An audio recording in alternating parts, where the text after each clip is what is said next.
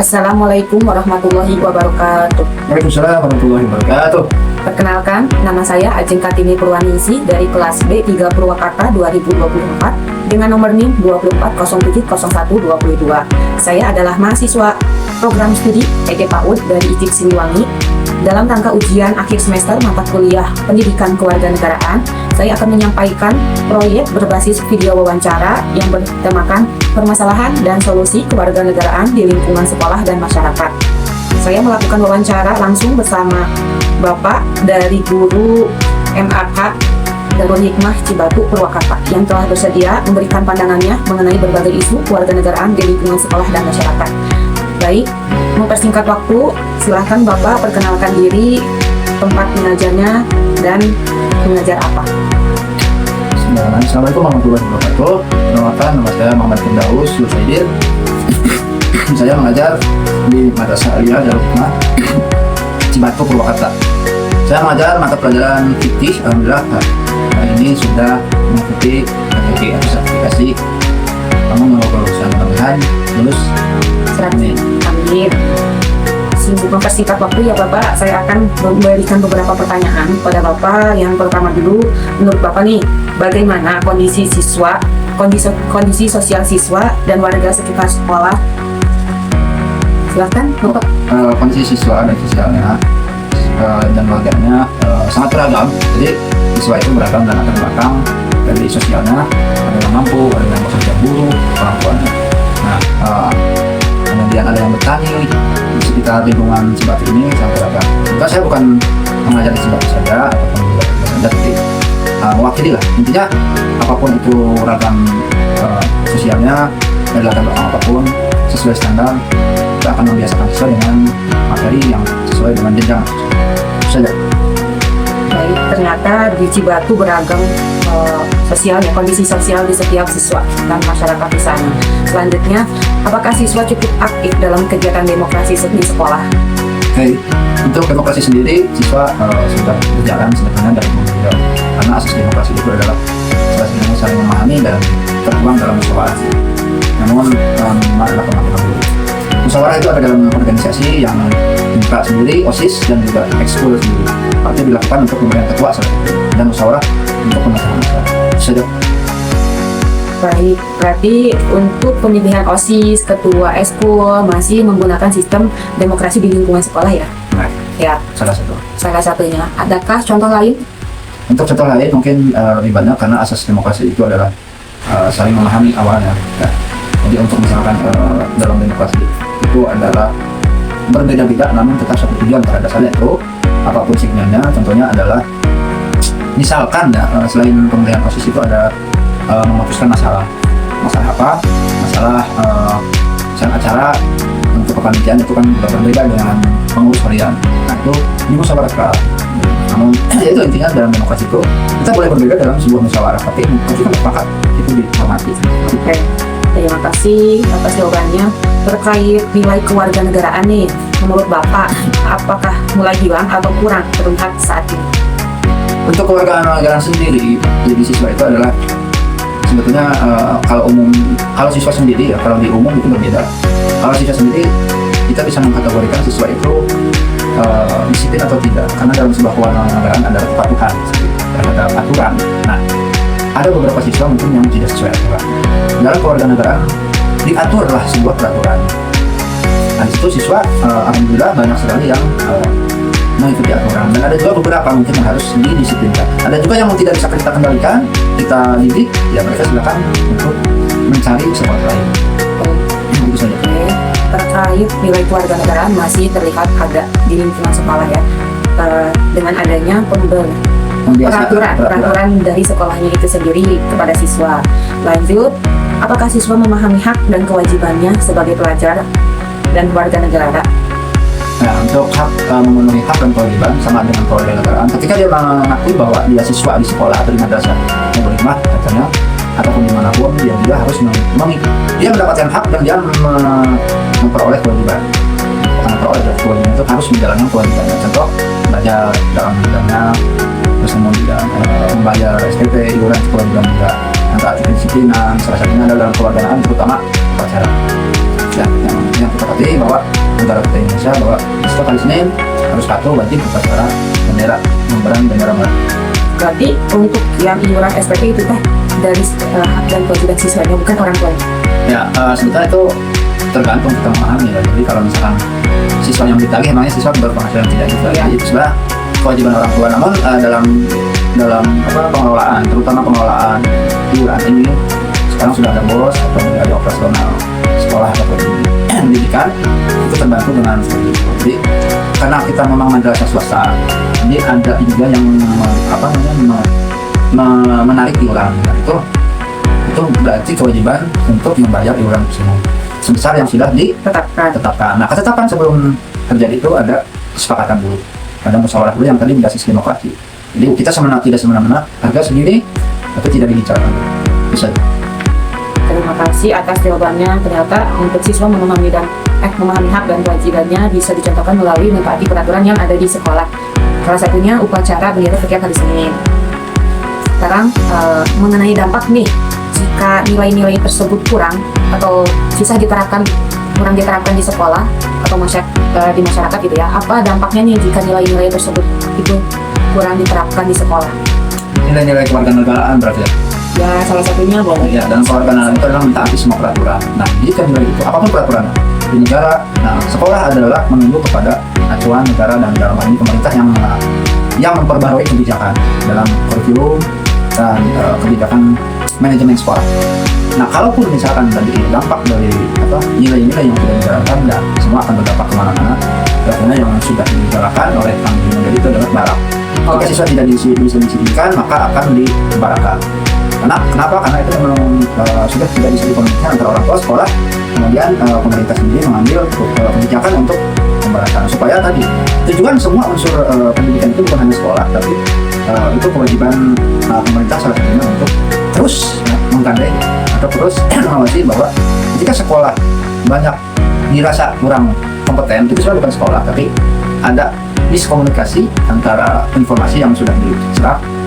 Kecuali memang kejahatan dilakukan oleh oknum. Tapi kalau secara standar, sekolah membutuhkan pemerintah untuk sama-sama memajukan anak-anak bangsa. Jadi kalau misalkan itu sangat berdampak sekali kalau anak tidak mentaati aturan, terutama di sekolah. Menurut Bapak, apakah kebijakan Tambegi terkait barak militer setuju atau tidak?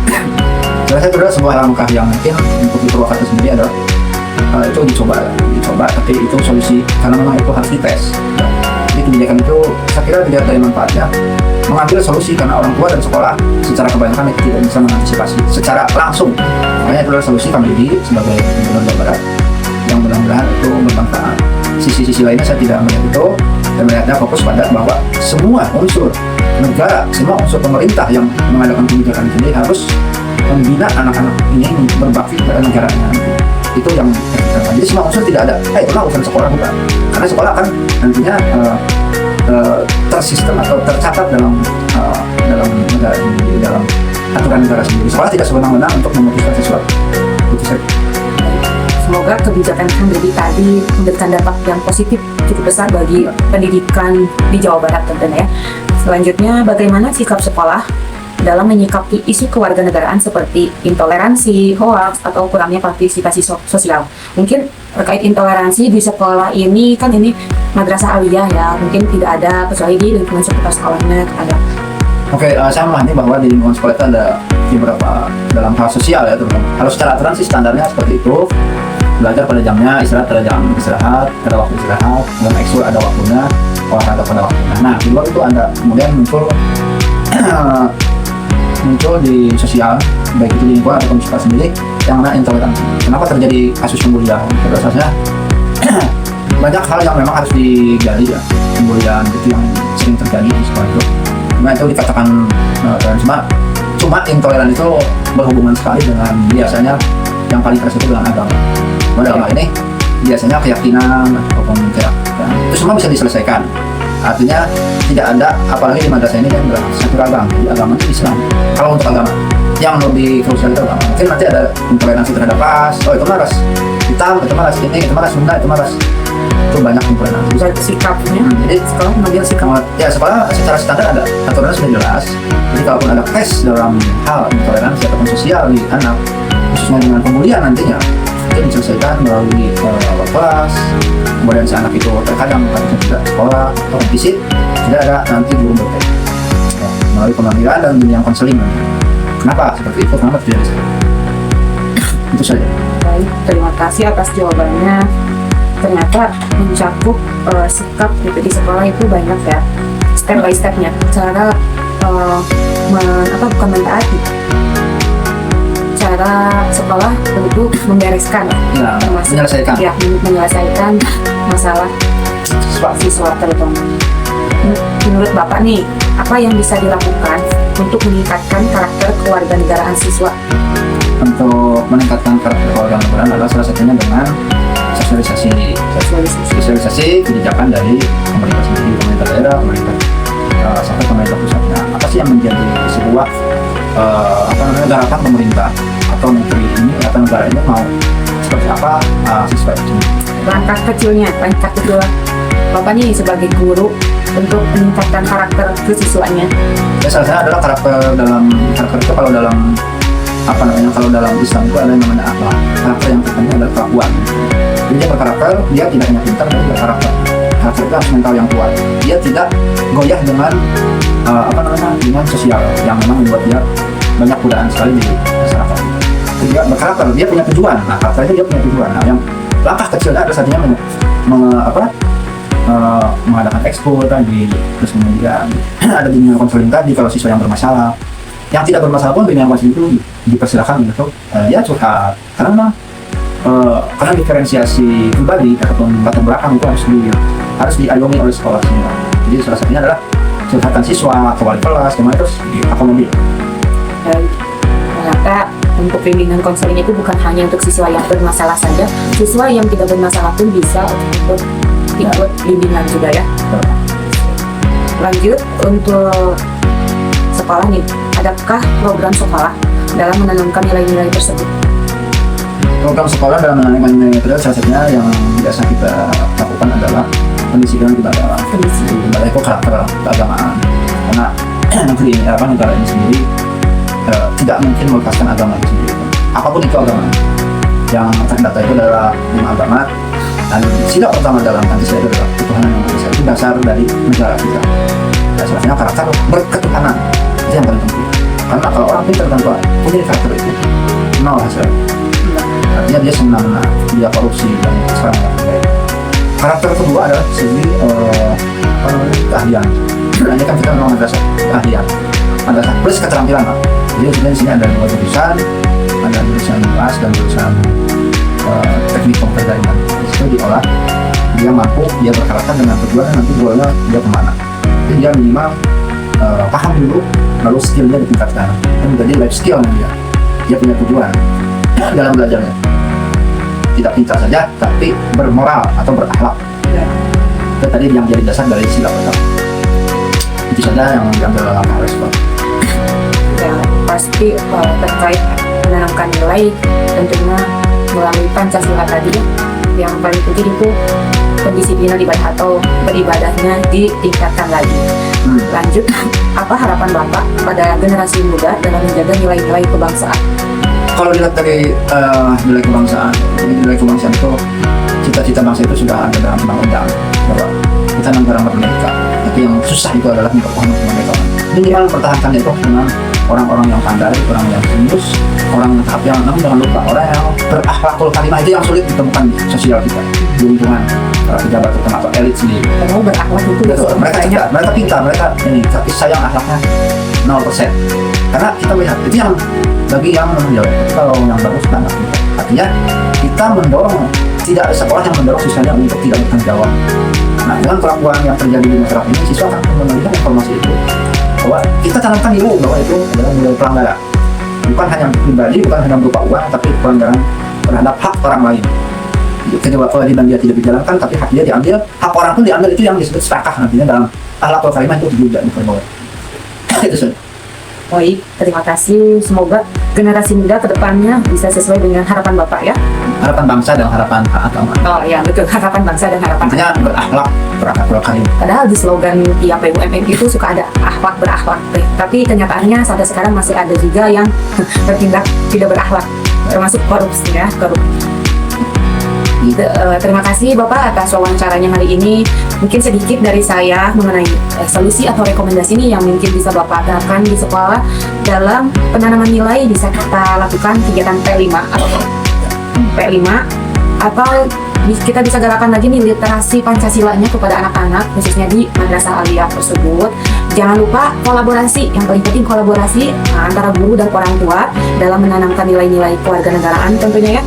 Juga dalam peningkatan partisipasi siswa dalam kegiatan OSIS, pemilihan ketua kelas, ketua ekstrakurikuler ya, dan bisa diterapkan nih adanya debat publik sebelum pemilihan OSIS tersebut ya Pak ya. Mungkin segitu rekomendasi atau solusi yang bisa saya kasih atau saya berikan. Semoga kedepannya anak-anak Indonesia sesuai dengan harapan bangsa ya bisa menjaga nilai kebangsaan kita semua. Mari kita tumbuhkan semangat kebangsaan sejak dini demi mewujudkan Indonesia yang demokratis dan bermartabat. Terima kasih Bapak atas waktunya yang telah bersedia untuk diwawancara. Sekian wawancara dari kami. Wassalamualaikum warahmatullahi wabarakatuh. Assalamualaikum warahmatullahi wabarakatuh.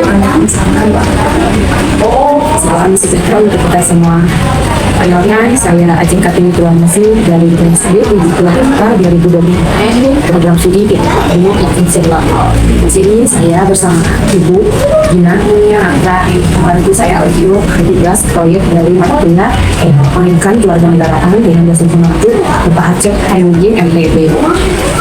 Tidak lama-lama, kita kesempatan untuk Bu Gina memperkenalkan diri. Silakan Bu. Terima kasih untuk Ibu Ajar. Baik, perkenalkan nama saya Gina Barol. Saya saat ini sudah mengajar di PK Nusantara selama 7 tahun, dan selain itu kegiatan saya menjadi seorang sekretaris di Koperasi Desa Pelakiti di Desa Ragi. Terima kasih atas perkenalan Bu Gina. Untuk Bu Gina, kalau boleh saya tanya, sejak kapan Bu Gina mulai bekerja sebagai guru bertekad dengan sebagai sekretaris di Koperasi Pelakiti? Untuk mengajar sendiri udah mulai dari tahun 2018 ya. Dan untuk menjadi sekretaris desa itu, Koperasi Desa itu baru aja turun SKW itu bulan bulan di 2025 ya. SK itu yang membuat SK dari desanya langsung. Iya. Terus kita bekerja sama dengan Koperasi juga untuk pembuatan izinnya atau karisnya. Terima kasih. Lanjut ya Ibu Gina, saya akan bertanya yang lain juga ya, mengenai pandangan Ibu Gina nih tentang kondisi masyarakat yang ada di lingkungan sekitar Ibu Gina. Mohon pendapatnya bagaimana? Untuk lingkungan saya sendiri, alhamdulillah sih cukup baik ya. Warganya tidak menjaga lingkungan, kemudian ada kegiatan gotong royong juga untuk nanti sekitar warganya, terutama di RW itu ya. Dan cukup kompak sekali warga-warga. Berarti enak banget ya kalau warganya selalu rukun, tidak ada pertentangan satu sama lain. Jadi kegiatannya juga nyaman kan? Ya betul. Antar tetangga juga saling itu tidak saling nyawa. Jarang banget kita menemukan tetangga yang satu yang menjadi jarang banget. Ya betul. Jadi aku kasih pertanyaan selanjutnya ya Bu Gina ya, terkait menurut Ibu Gina, apa warga di situ sangat aktif dalam kegiatan sosial? Untuk kegiatan sosial, warganya alhamdulillah cukup aktif ya dan sangat antusias. Itu bisa dilihat waktu saya melakukan kegiatan sosialisasi pengenalan tentang koperasi desa, dan ternyata warganya sangat aktif dan sangat antusias, sehingga kegiatannya juga sangat nyaman untuk ya melakukan kegiatan. Betul.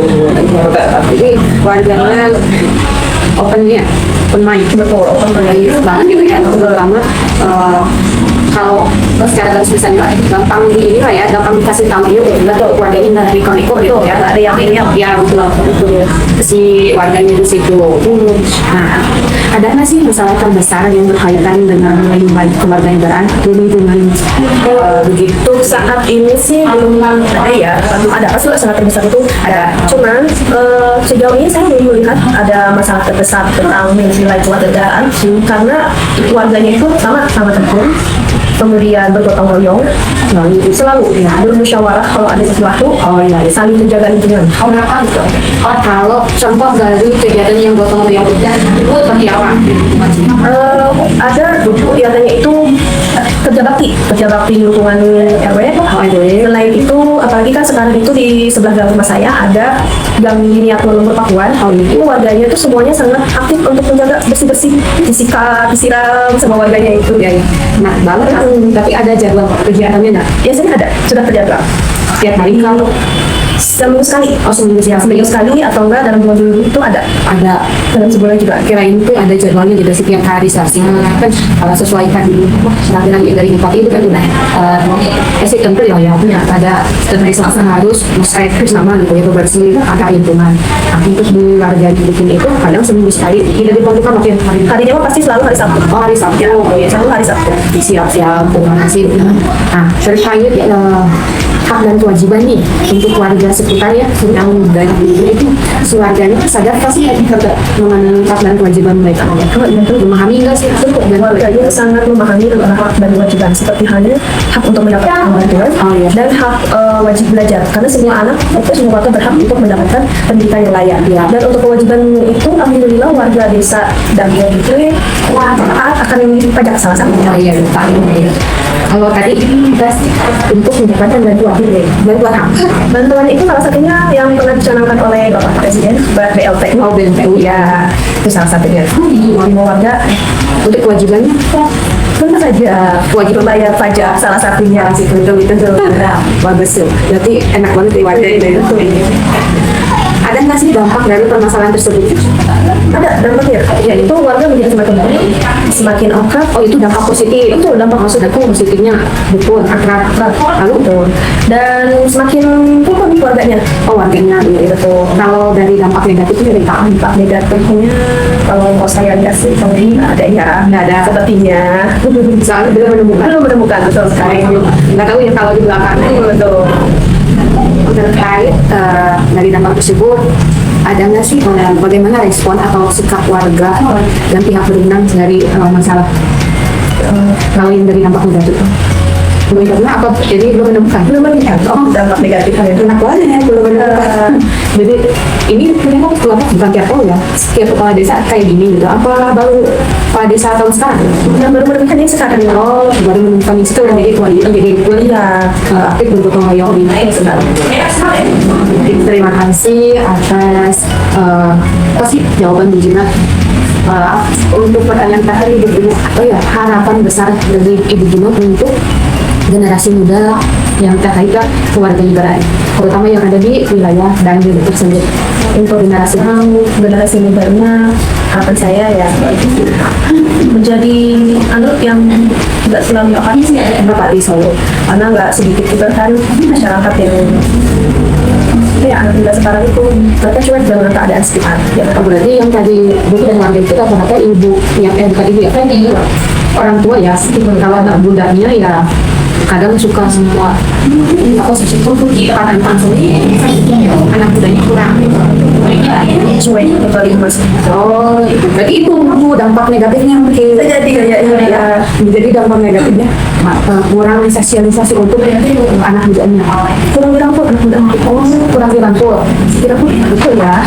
jadi respon dari si anak mudanya para anak muda itu dari pihak desa yang apa selain itu desa kita sudah merangkul anak muda cuma respon dari anak muda tidak tentu saja. Jadi kalau misalkan untuk kayak kegiatan sosialisasi itu pasti rata-rata yang mengikutinya bapak-bapak dan ibu. Untuk anak mudanya malah jarang sekali. Kan daerah situ mah banyak pekerja ya betul. Soalnya kerja wilayah dan begitu dekat dengan kawasan ya kawasan Mereka pendatang juga gitu kan. Memang juga untuk pendatang juga mereka sangat mentolerir banyak gitu kan. Pendatang ataupun pribumi sama-sama dilakukan. Oh siap. Tapi kalau sekali ya untuk kinerja kepala desanya baik dari segi sosialisasinya kepala desa untuk program desanya juga itu ya berjalan lancar lah ya. Kalau ada program semacam kayak gitu terutama untuk bukan anak tidak kita sangat bersyukur ya Bu Gina tinggal di situ karena kepala desanya aktif dan didukung sebenarnya yang juga ada permasalahan yang lebih besar lah yang terjadi gitu daerah tersebut. Mungkin segitu wawancara dari saya bagaimana terkait keluarga yang ada di saya bisa menyentuh terkait permasalahan. Tadi banyaknya dampak positif ya yang ada. Kalau dampaknya berarti mungkin bisa diterbagi di anak-anak dan kita bisa memberi masukan nih kepada kepala desanya terkait yang kurang aktifnya anak-anak muda di situ gitu ya. Kita segitu doain saya. Terima kasih atas waktunya Ibu Guru sudah mau diwawancara sama saya. Baik, itu tujuan akan begitu wawancara saya terhadap Ibu Guru sebagai seorang guru dari TK Nusantara dan sebagai seorang sekretaris Koperasi Desa Merah Putih. Atas perhatiannya, wassalamualaikum warahmatullahi wabarakatuh.